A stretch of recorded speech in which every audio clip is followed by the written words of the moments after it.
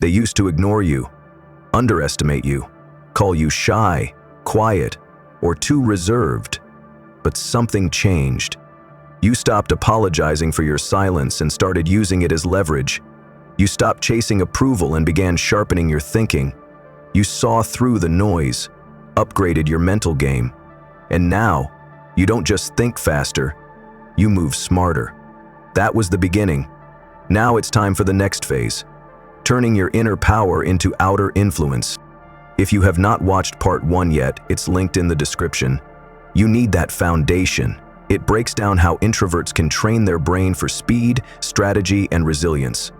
Go check it out if you want the full transformation. But if you're already one of the few who saw it, applied it, and felt the shift, welcome to the next level. Because intelligence alone is not enough. The world does not reward potential. It rewards application. The most dangerous people are not loud, they're calculated. They listen more than they speak. They move with such control that others feel off balance in their presence. And that's exactly where you're headed. In this version, you'll learn to manipulate perception, bend attention, and own conversations without saying much. You'll gain the ability to walk into any room and make people wonder what you're thinking, even as you've already predicted their next 3 moves. It all starts with a new mental weapon, strategic mind inversion. This is not theory, it's psychological warcraft. You'll train yourself to become unreadable, to detect manipulation instantly, and to shift social dynamics before people even realize what happened. No shouting, no showing off, just subtle, surgical control. So if you're ready to go from sharp thinker to silent operator, stay close. This time, your silence won't just make you powerful, it'll make you untouchable. You already know how to think deeply, but in this new version of yourself, thinking deeply is not enough. You need to think in reverse. Strategic mind inversion is not just a brain upgrade, it's a complete shift in how you interpret the world, assess people, and control interactions. This brain hack is about turning information on its head. So you stop reacting and start orchestrating. Most people walk through life accepting everything at face value. They hear what's said and assume it's true. They see someone smile and assume it's genuine. But you're not most people. Strategic mind inversion trains you to ask a more dangerous question. Why are they showing me this? That's your power. You start to reverse engineer every word, action, and intention. Instead of being drawn into conversations, you zoom out and view the entire structure. You stop being a participant and become the observer with the map. And when you see the map, you stop getting lost. Let's break it down. The first layer of strategic mind inversion is what I call reverse pattern mapping. When someone speaks, you don't just listen, you ask, what outcome are they trying to create? Are they asking questions to gain trust or to gather intel? Are they complimenting you to connect or to distract? Every move people make has a motive, and once you start flipping the script mentally, you expose the strategy behind their behavior. Next, you control the lens. This is called perception framing. Most people spend their lives trying to be understood. That's a trap. Strategic thinkers control how they're seen by selectively revealing and concealing. Sometimes you act warm, other times cold. You stay fluid, shifting form like water, adaptable, unreadable. That discomfort makes others more careful, more curious, and more influenced by you. And finally, the most unnerving tactic, ambiguity leverage. When you're unclear on purpose, people project their assumptions onto you. That means they reveal more about themselves, while you reveal nothing. You nod slowly, pause longer, and break eye contact at strange moments. It's not randomness, it's reverse logic. Predictability is control for them. Uncertainty is control for you. When you apply strategic mind inversion consistently, you stop reacting to conversations and start designing them. You create psychological space where others chase clarity, and in doing so, hand you control. It's not manipulation, it's mental redirection.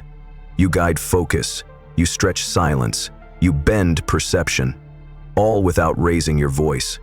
This brain hack does not just change how you think, it changes how others respond to your presence.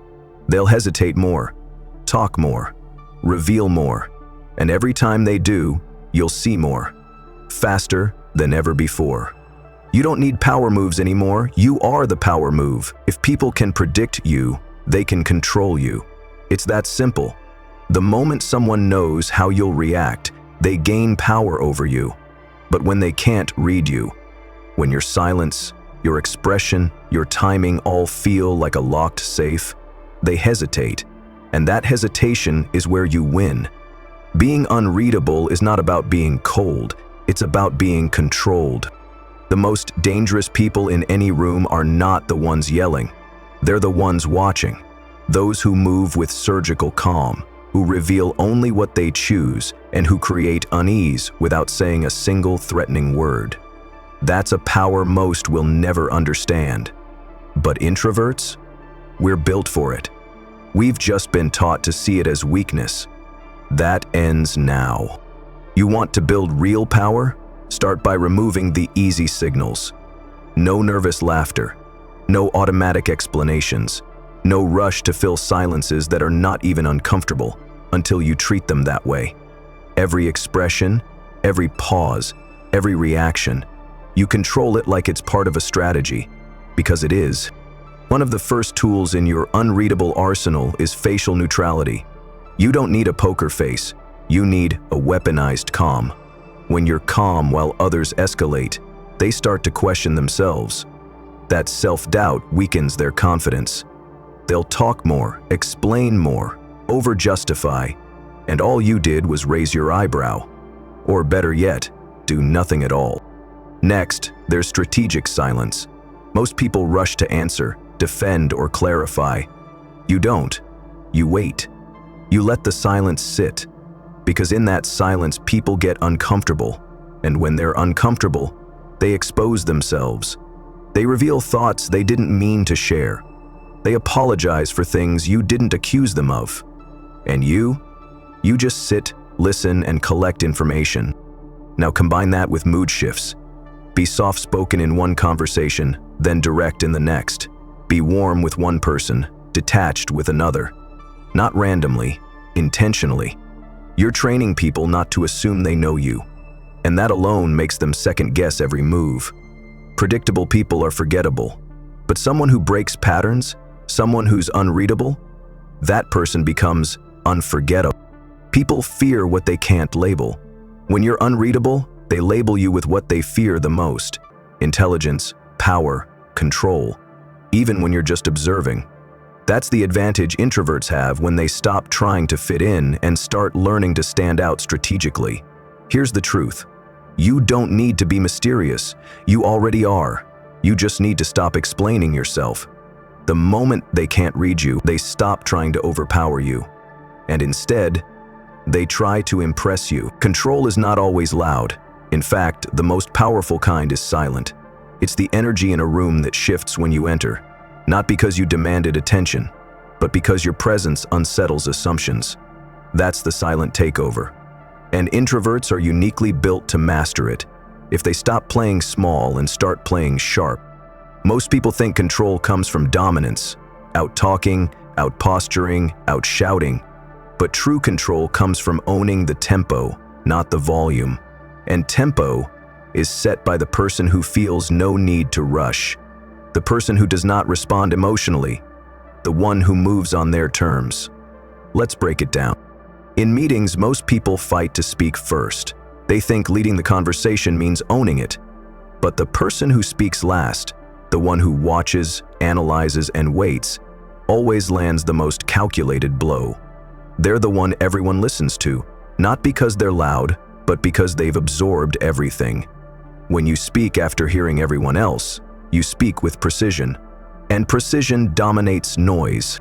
In group settings, silence becomes gravity. While others scramble to be heard, your restraint makes you magnetic. People turn toward the person who isn't performing because they want to know what you're holding back. That's when silence flips into control. You're no longer the quiet one. They're now waiting on you. And in conflict, the silent takeover becomes lethal. Most people defend, justify, react. You don't. You pause. You keep your voice low, your words minimal, your face unreadable. You don't give them emotional ammunition. Instead, you absorb the chaos and return clarity. That contrast? It flips the power dynamic instantly. Now you're the anchor in the storm, the steady presence they can't shake. Here's a simple but powerful tactic.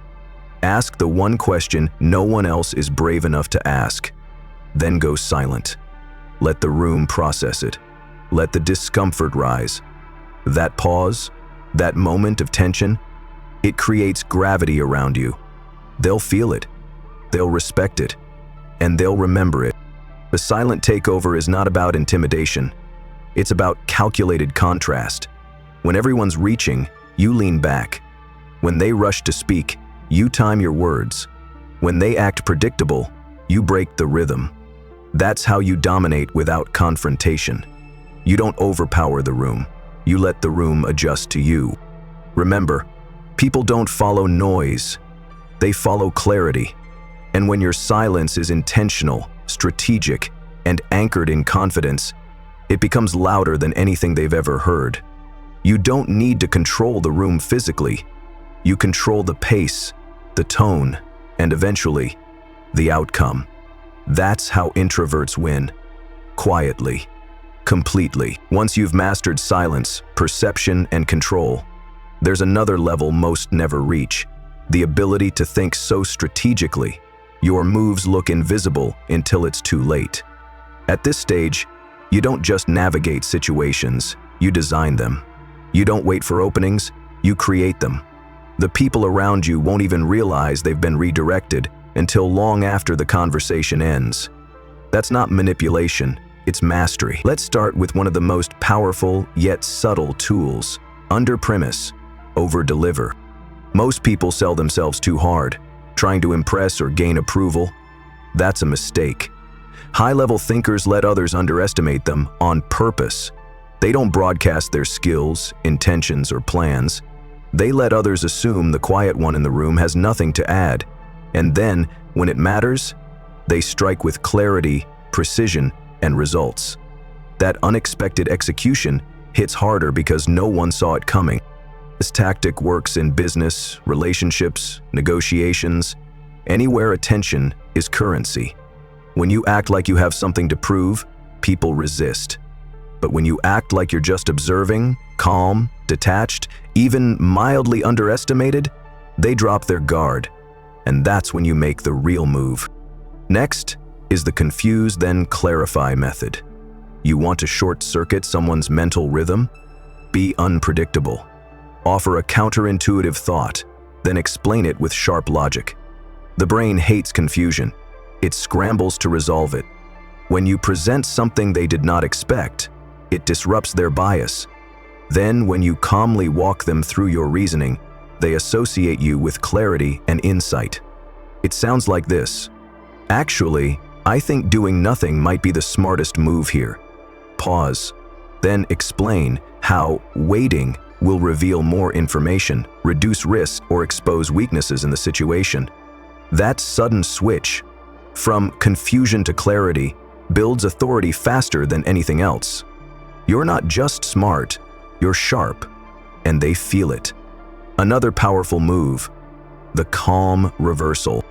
Instead of resisting someone's argument, agree with it briefly, and then flip it. People don't expect agreement. It softens their stance, lowers their emotional walls. Then, once they're relaxed, you redirect the momentum in your favor. This works especially well in debates, sales, or heated discussions. It might sound like, you're right. This approach has worked in the past, but that's exactly why it's going to fail next time. Everyone expects it now. And when everyone expects something, it stops working. The shift feels natural, but the impact is strategic. You did not argue, you reframed. That's high-level thinking, getting results without resistance. Let's add one more. Pause to create pressure. After saying something important, don't rush to explain. Pause. Let the weight of your words land. Most people dilute their message by nervously filling space. You let the silence do the talking. This creates a power gap. People lean in. Their minds fill in the blanks, and that gives your message more gravity than 100 extra words ever could. These are not random tricks, they're mental redirections. They guide attention, energy, and emotion without force, and they're especially lethal in the hands of someone quiet because they hit harder when no one sees them coming. The truth? Most people try too hard to be clever, but the smartest ones don't compete. They observe, adapt, and strike when it counts. You don't need to be aggressive, you need to be strategic. These thinking moves work because they're layered, flexible, and grounded in emotional control. And that's the difference between being smart and being dangerous. You're no longer just in the conversation, you're running it from the shadows. Everyone has patterns, habits, defaults. And the people who try to manipulate, control, or dominate you, they rely on your patterns. They watch how you respond, what triggers you, what makes you explain yourself. The moment they map your rhythm, they begin to box you in, mentally, emotionally, socially. Your power? Break the pattern before they build one for you. High-level thinkers don't just act smart. They act unpredictably, not randomly, but intentionally. They disrupt expectations just enough to stay untrackable. That unpredictability creates confusion, and confusion creates hesitation. And hesitation in any social or strategic situation gives you time, space, and power. Start with something simple. Change your pacing. If you usually respond fast, slow it down. If you usually hesitate, respond instantly. People use your timing to judge your confidence. When you shift that rhythm without warning, they second-guess themselves. That self-doubt throws off their game and puts you back in control. Next, use what I call the answer redirect. When someone asks you a direct question, especially one meant to corner you, don't answer it directly, answer with a question, or shift the topic while acknowledging the original question. This is not deflection, it's control. Example, them. Why did not you speak up in the meeting? You. I was actually more interested in how the team reacted when I did not. Did you notice that shift? Now they're the one explaining, justifying, processing. You flipped the focus and stayed calm while doing it. Another technique, predict, then disrupt. People make assumptions about your behavior based on repetition.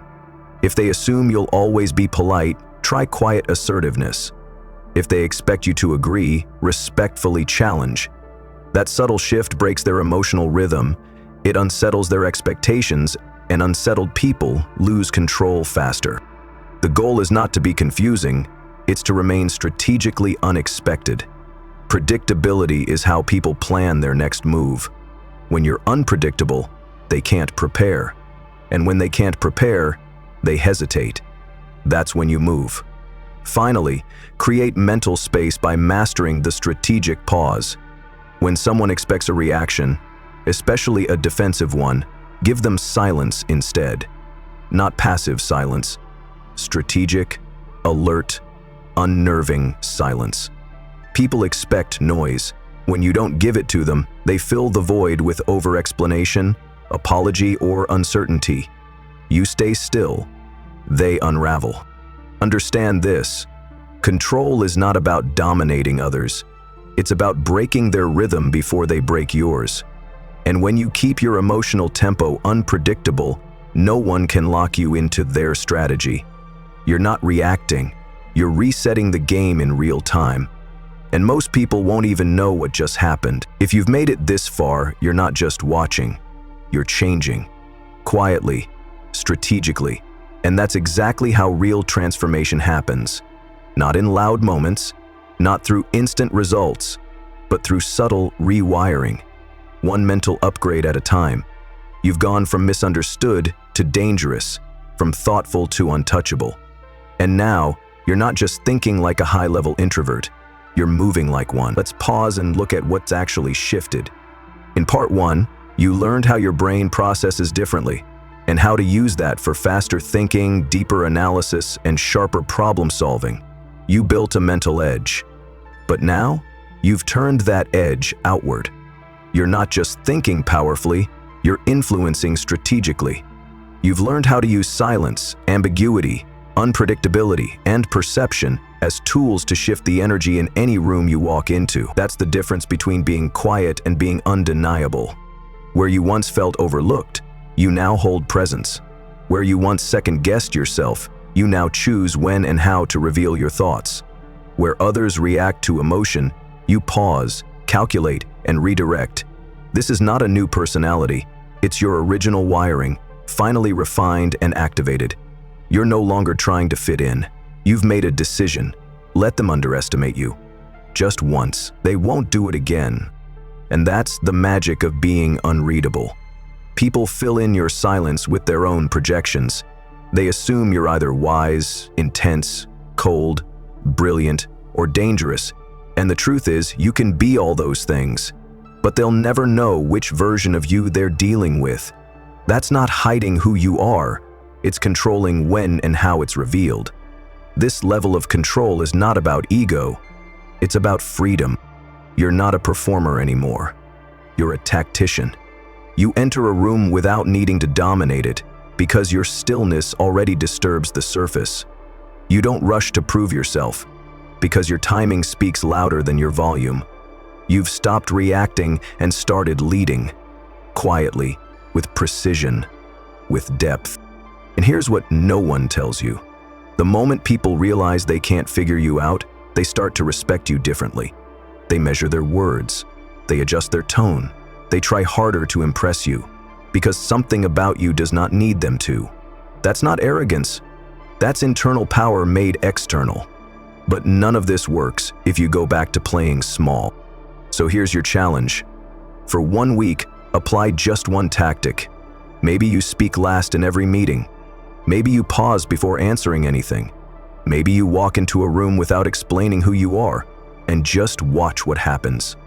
Don't rush it. Observe it. Let the silence do the introduction. Then watch how the energy shifts. Watch how people lean in. Watch how you stop chasing respect and start commanding it. This transformation does not make you someone else. It reveals who you were before the world told you to shrink. You're not just smarter now. You're not just faster. You're no longer predictable, readable, or dismissible. You're untouchable. And from here forward, you don't chase space. You occupy it. Calmly, completely, and permanently. If this unlocked something in you, if it made you see your mind not just as powerful but as strategic, then you're exactly who this channel is for. Hit subscribe so you never miss a blueprint designed for minds like yours. But don't just disappear. Comment below with this sentence: "My silence is not empty, it's loaded." Let's see who's applying this in real life. You're not just watching anymore. You're learning to move in silence, lead with presence, and lead without needing applause. Now ask yourself, who really had the power in that last room?